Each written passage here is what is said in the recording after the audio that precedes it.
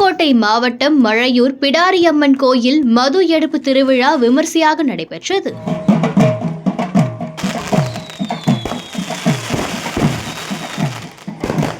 பல்வேறு கிராமங்களை சேர்ந்த பக்தர்கள் அலங்கரிக்கப்பட்ட குடங்களில் தென்னம்பாளைகளை தலையில் சுமந்து கொண்டு கோயிலுக்கு ஊர்வலமாக சென்றனர். பின்னர் கும்மி அடித்தும் குலவையிட்டும் வண்ண வண்ண வான வேடிக்கைகளுடன் சுவாமியை வழிபட்டனர்.